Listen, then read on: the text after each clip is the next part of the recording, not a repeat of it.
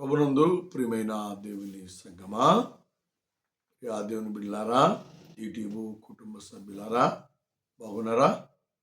దయచేసి మేల్కొండి. దేవుని వాక్యాన్ని విని ఆత్మీయ మేలు దీవెనలు పొందాలని ప్రభు పేరట ప్రభు నామంలో మనవి చేస్తూ ఉన్నా. పిల్లరా, మరి ఈ నూతన సంవత్సరంలో మరి ఏబు భక్తుడు సెలవిచ్చినట్లుగా నా కనులతో నేను నిబంధన చేసుకున్నాను, కన్యకను నేను ఎలాగూ చూచేదను. పిల్లరా, గొప్ప తీర్మానం ఏబు భక్తుడు చేసినట్లుగా దైవ గ్రంథంలో మనం చూసాం. వ్యర్థమైనది చూడకూడదు. నిన్న మోషే భక్తుడు గొప్ప వింతను చూచాడు. గొప్ప వింత. ఆ వింతను చూచి భయపడలా, ధైర్యంగా ఉన్నాడు. అతని ధైర్యమును దేవుడు చూచి ఇతను ఇజ్రాయేలు ప్రజలకు నాయకుడిగా నియమించాలని దేవుడు ఉద్దేశించాడు. అదే భయపడినట్టుగైతే నాయకత్వాన్ని దేవుడు ఇచ్చేవాడు కాదు. కాబట్టి దేవుని పిల్లలమైన మనం దేవుని వైపు మనం చూచుకుంటూ ధైర్యంగా ఉండాలి. పిరిగితనం మనలో ఉండకూడదు. భయాభ్రాంతులకు మనము గురి కాకూడదు. మనం ఎప్పుడు కూడా ధైర్యవంతులముగా బలవంతులముగా మనం ఉంటే దేవుడు మనలను ఆధిపత్యానికి అధికారానికి దేవుడు మనల్ని నిలబెడతాడు. దావీదు యొక్క గొర్రె మందలలో ఒక గొర్రెను సింహము నోట కరిపించుకొని వెళ్ళే సమయంలో దావీదు చూచాడు. తన మందలో నుండి ఒక గొర్రె సింహము నోట కరిపించుకుని వెళ్ళటం దావీదు చూచాడు. చూచి చలించిపోయాడము. నా మందలో గొర్రె వెళ్ళిపోతుంది, చంపివేస్తుంది సింహం అని వెంటనే దావీదు దేవుని తట్టు చూచాడు. దేవా, సింహము కంటే వేగముగా పరిగెత్తే శక్తి సత్తువ నాకు దయచేయమని ప్రార్థన చేశాడు. దేవుని వైపు చూచాడు కాబట్టి ఆ శక్తి సత్తువను దేవుడు దావీదుకి ఇచ్చాడు. సింహము కంటే వేగముగా పరిగెత్తుకొని వెళ్ళి సింహముకు అడ్డుగా నిలబడి వస్త్రము చింపినట్లుగా సింహము యొక్క 2 దవడలు పట్టుకొని చీల్చివేశాడు. ఆ ధైర్యం దేవుడికి చూచి మెచ్చుకున్నాడు. సింహం వస్తే మందరు వదిలిపెట్టి కూడా పారిపోతున్నారు దినాల్లో. సంఘంలో సమస్య వస్తే ఆ సమస్యకి నిలబడలేక పారిపోతున్నారు. ఎదురులేక, దాన్ని ఎదుర్కొని ఢీకొట్టలేక, దాన్ని జయించలేక పారిపోయేవారు. అలాగ ఉండకూడదు. అలా ఉంటే నువ్వు నాయకత్వానికి బనికిరా. దావీదులో దేవుడు నాయకత్వాన్ని, ధైర్యాన్ని చూచాడు. అందుకని ఇజ్రాయేలు ప్రజలకు ఇతడు రాజుగా ఉంటే మేలు జరుగుతుందని దేవుడు ఎంచి అధికారాన్ని దావీదుకి ఇచ్చాడు. అలాగే మోషే సమయంలో కూడా, మోషే కాలంలో కూడా ఫరో రాజు దగ్గర బానిసత్వం చేస్తున్నటువంటి ప్రజలను చూచి చలించిపోయాడు దేవుడు. వారికి సరైన నాయకుడు కావాలి, నాయకత్వం ఉండాలని దేవుడు ఉద్దేశిస్తే గొర్రెలు మేపుతున్నటువంటి మోషేను దేవుడు చూచాడు. ఇతడు పారిపోతాడా, ఈ దృశ్యాన్ని చూసి నిలబడతాడని దేవుడు పచ్చని పొదలో అగ్ని రాజేశాడు. పిల్లరా, అగ్ని మండుతుంది, చూస్తున్నాడు, మళ్ళీ ఆరిపోతుంది. కానీ ఆకులు పచ్చదనం పోట్లా. అంటొస్తే మాడి మసైపోవాలండి, కానీ ఆకులు పచ్చదనం పోట్ల, పొద అట్టే కనపడుతుంది, మంటలు మాత్రం చెలరేగుతున్నాయి. మోషే భయపడకుండా ఆ తట్టు పరిగెత్తుకుంటూ వచ్చాడు. ఎంత ధైర్యం అండి! ఆ ధైర్యం దేవుడు మెచ్చాడు. ఆ ధైర్యాన్ని దేవుడు చూచాడు. ఈరోజు దేవుని కుమారుడైన నీవు, దేవుని కుమార్తెన నీవు, ప్రియ తమ్ముడా, ప్రియ అక్క, ప్రియ చెల్లి, ప్రియ అన్న, దేవునిలో ధైర్యం కలిగి ఉండాలి. మోషే వలె నువ్వు ధైర్యమును వహిస్తే దేవుడు అధికారాన్ని దేవుడు నీకు ఇస్తాడు. దేవుడు మోషేలో ఆ ధైర్యాన్ని చూచాడు కాబట్టి దేవుడు మోషేను నాయకత్వాన్ని అప్పగించాడు. మోషే అంటున్నాడు, నేను నత్తివాడి ప్రభువా, నోటి మాంద్యము గలవాడిని ప్రభువా, నేను బనికిరాను అంటే కాదు, నేను నీకు నోరై ఉంటాను. నువ్వు మాట్లాడే సమయంలో ప్రతి మాట అర్థమవునట్లుగా నేను పలికిస్తా. ఎందుకు భయపడతావు? ఎంత దేవుని ప్రేమ మోషే పట్ల ఉంది. ఎందుకు ఉంది అంటే ఆ ఎంతను చూచాడు. ధైర్యంగా నిలబడ్డాడు. ప్రియ సహోదరుడు, ఆ సహోదరి, జీవము కలిగిన దేవుని వైపు నువ్వు చూడగలిగితే దేవుడు నిన్ను ధైర్యపరుస్తాడు, బలపరుస్తాడు. దేవుని కృప, దేవుని కాపుదల దేవుడు నీతో ఉంచుతాడు. దేవునామానికి మహిమ ఘనత కలుగును గాక. దేవునికి స్తోత్రం. హల్లెలూయా.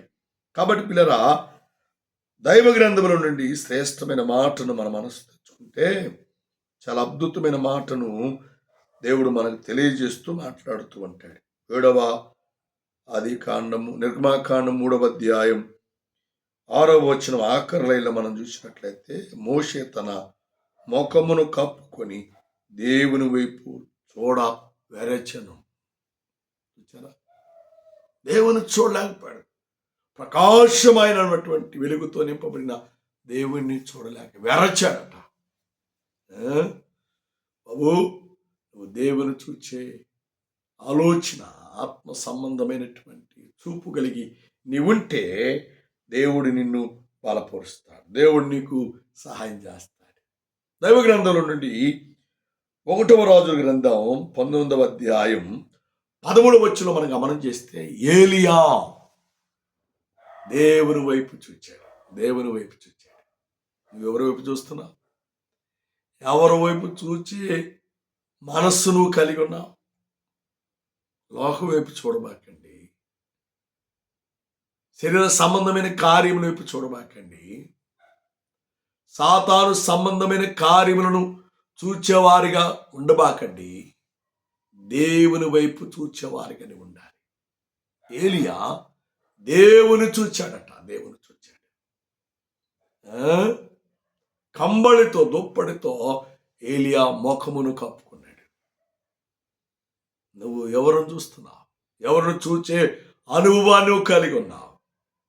ఎవరిని చూచే ఆలోచన నువ్వు కలిగి ఉన్నావు అని దేవుని వాక్యము ద్వారా దేవుడు మనకు జ్ఞాపకం చేస్తూ ఉన్నాడు. కాబట్టి ప్రభునందు పిల్లరా, మనం దేవుని చూచే అనుభవాన్ని మనం కలిగి ఉండాలని దేవుని వాక్యము ద్వారా దేవుడు మనకు జ్ఞాపకం చేస్తూ ఉన్నాడు. దేవుని నామానికి మహిమ ఘనత కలుగును గాక. దైవ గ్రంథంలో మనం గమనం చేస్తే, యెషయా గ్రంథం 6వ అధ్యాయంలో చాలా శ్రేష్టమైన మాటలను దేవుడు మనకు జ్ఞాపకం చేస్తూ ఉన్నాడు. చాలా అద్భుతమైన మాటలను దేవుడు మనకు జ్ఞాపకం చేస్తూ ఉన్నాడు. ప్రభునందు పురులారా, మనము ఆయనను చూచే అనుభవాన్ని మనం కలిగి ఉండాలి. అర్థమైందా? అలాంటి సహవాసములో, అలాంటి ఆత్మీయతలో మనము జీవించు వారముగా మనముంటే దేవుడు మనల్ని బలపరుస్తాడు.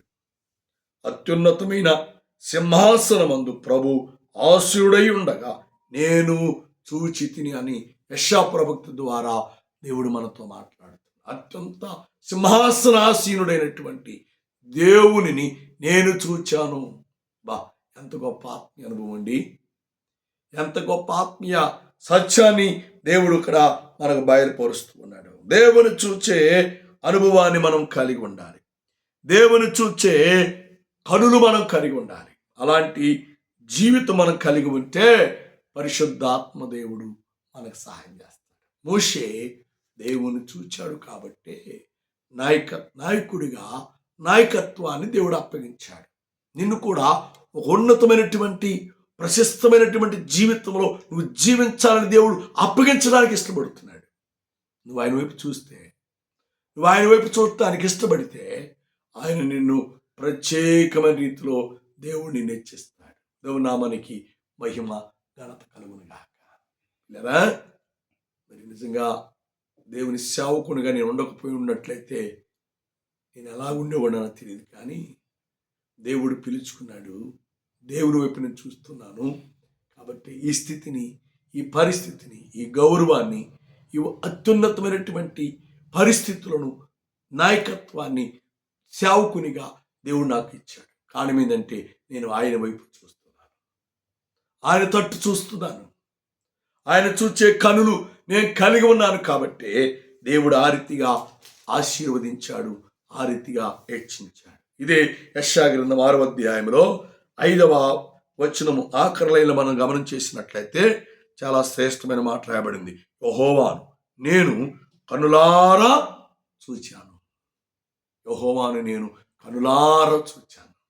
ఎంత గొప్ప భాగ్యం అండి, ఎంత గొప్ప ధన్యత. సహోదరా, సహోదరి, ఈ భయంకరమైన దినాలలో, పాప సంబంధమైన దినాలలో, సాతాను భయంకరమైన పరిస్థితులు కలుగజేసే ఈ దినాలలో లోకములో ఉన్న వాటి వైపు చూడబాకండి. నీ కొరకు, నీ అపరాధముల కొరకు, నీ పాపముల కొరకు, నీ పాప సంబంధమైన జీవితము కొరకు తన్ను తాను అర్పించబడి, తను తాను సమర్పణ చేసుకొని, పిల్లరా, నీ కొరకు రూపమును, ఆకారమును, సగసును కోల్పోయి రక్తసిద్ధుడుగా మారినటువంటి ఆ యేసుక్రీస్తు వారి వైపు నువ్వు చూచినట్లయితే, ఆ యేసుక్రీస్తు వారిని నువ్వు చూచినట్లయితే, పిల్లరా, నీ జీవితాన్ని ధన్యకరముగా మార్చివేస్తాడు. శాపగ్రస్తమైన దినాలను, శపించబడినటువంటి దినాలను, పాప సంబంధమైన దినాలను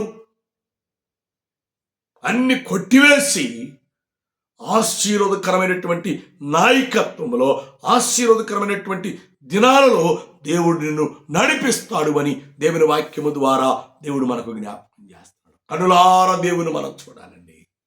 ఇది ఆచారంగా చూడటం కాదు, అలవాటుగా మనం చూడటం కాదు. కనులారా ఆత్మ సంబంధమైనటువంటి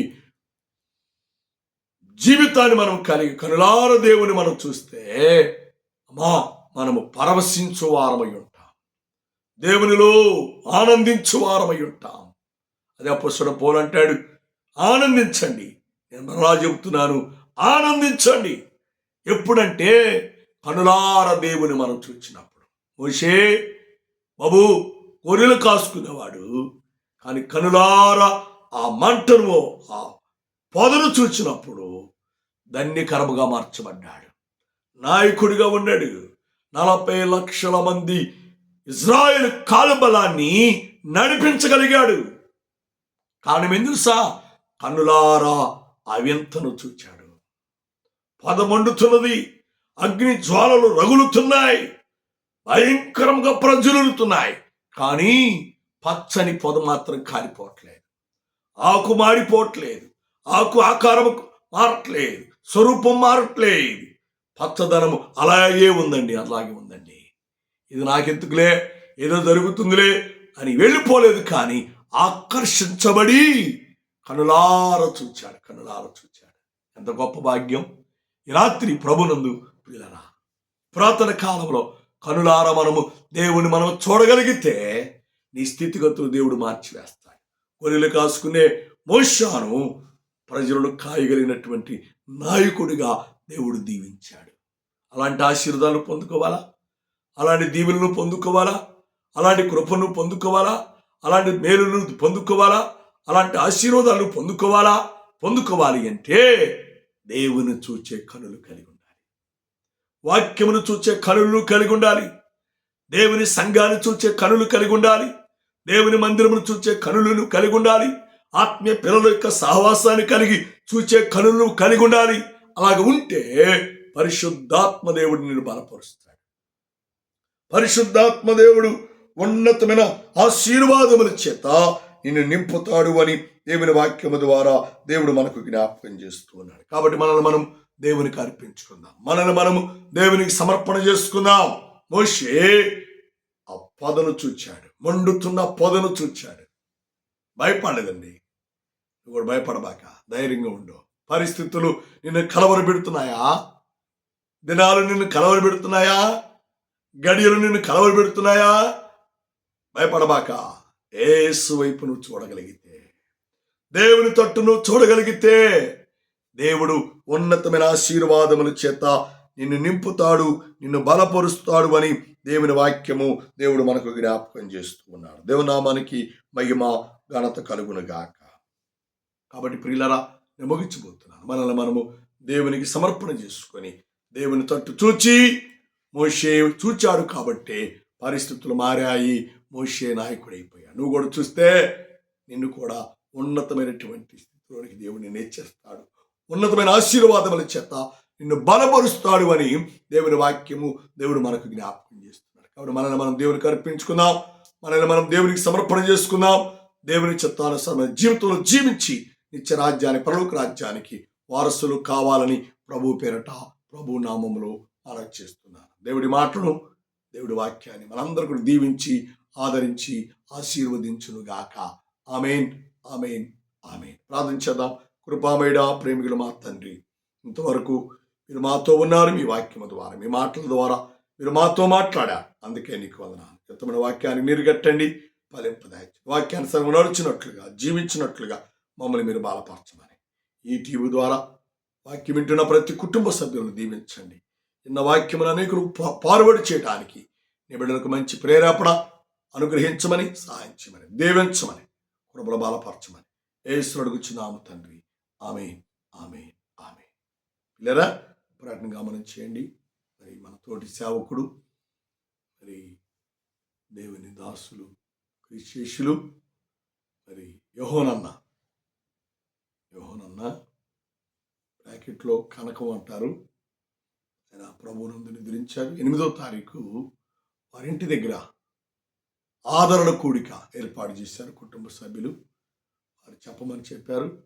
కాబట్టి 8వ తారీఖు ఉదయం 10 గంటలకు అక్కడ ఆదరణ కూడిక ఏర్పాటు చేయబడింది. ఆ ఆదరణ కూడికలో మీరందరూ కూడా సేవకులు అన్నవారు వారు, మరి తెలుసుకున్నవారు, తెలియని వారికి తెలియపరచండి. అందరూ పాల్గొని దేవుని దీవెనల ఆశీర్వాదాలు పొందాలని ప్రభు పేరట ప్రభు నామంలో మనవి చేస్తున్నాను. పోతే రేపు శనివారం సాయంత్రం మరి సువార్త దండయాత్ర మరి ఉందండి. కాబట్టి కరపత్రాలు పంచడం, అనేకులను దేవుని వైపు నడిపించడానికి దేవుడు ఒక అవకాశాన్ని దేవుడు మనకి ఇచ్చాడు. 2026లో మరి సంఘ బిడ్డలు అందరూ ఆసక్తి కలిగిన వారు పాల్గొనండి. ఈ పరీక్షలలో మీరు అందరూ కూడా పాల్గొని గొప్ప దీవెనలు ఆశీర్వాదాలు పొందాలని ప్రభు పేరట ప్రభు నామములో మనం చేస్తున్నాను. మరి మన సంఘాల కొరకు, పరిచర్య కొరకు, సంఘస్థుల కొరకు ప్రార్థన చేయండి. అలాగే మీ కొరకు, మీ కుటుంబాల కొరకు, మీ బిడ్డల కొరకు మేము ప్రార్థన చేస్తున్నాం. అటు కృప, అటు సమాధానం దేవుడు మీకు దయచేయను గాక. తండ్రి దయ, కుమారుని ప్రేమ, పరిశుద్ధాత్మ సహవాస సంబంధము ప్రార్థించిన ప్రతి అంశమునకును, వాక్యమునకును, ఇందుచిన వారందరికీ, వారి కుటుంబాలకును ఆయన రాకడతో నడిపించి, దీవించి, సంరక్షించి, ఆదరించి, ఆశీర్వదించును గాక. ఆమేన్, ఆమేన్.